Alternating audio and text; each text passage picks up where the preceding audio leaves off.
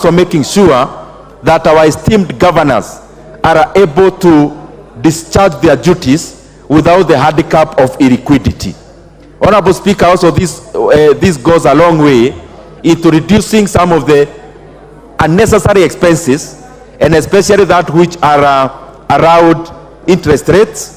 When, for example, county governments take overdrafts from commercial banks to pay some of the monies that has no luxury to wait, for example, salaries.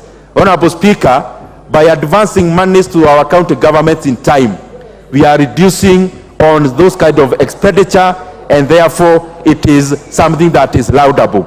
Honorable Speaker, again, just to repeat, the fact that this House is rejecting the proposed version from the Senate, this is just part of our job, and it is in no way, Honorable Speaker, trying to undo the work of the Senate. And I'm repeating, just because these houses have been working very harmoniously, we are just rejecting in principle, because there is actually no monies to add, because the appropriations bill is already passed by this House, and therefore we cannot then come back and then pass a bill that is proposing more monies that are not available. I have just repeated that 3 times to buttress the fact that this is just part of our work.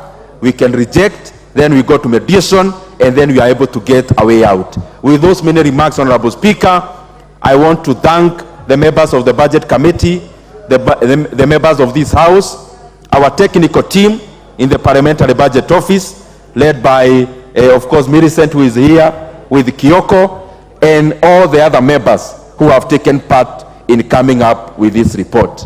And with those many remarks, Honorable Speaker, I want to request the Vice Chair of the Budget and Appropriations Committee, the Honorable Mary Emase, to second. Give Honorable Emase the mic. Oh, there she is. Thank you, Honorable Speaker.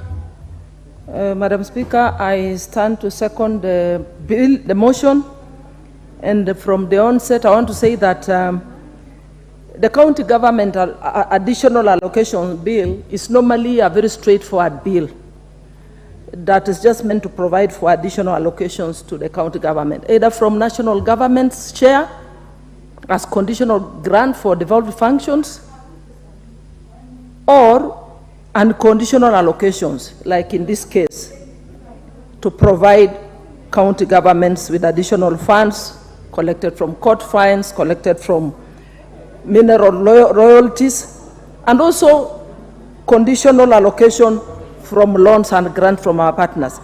As already been explained by the chair, I want to say that even as we prepare to get into mediation, I know that those who will find themselves in that stream should prosecute this matter with the urgency that it deserves, so that county governments can get money.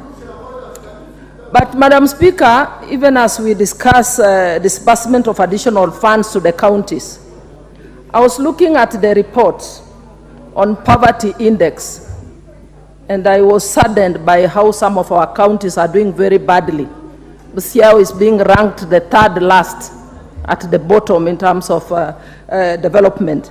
And I'm foreseeing a situation in the future, in another decade or 2, where we're going to have a replica of developed world and the underdeveloped and the least developed. So as we appropriate and devolve monies to the county government, I want to implore the governors to use the money for the purposes intended for. If it's a conditionally allocation, it should be appropriated and used for the purpose for which it was intended for. So, Madam Speaker, I second this motion, and I want to leave there and give opportunity for most of the members to contribute. Thank you.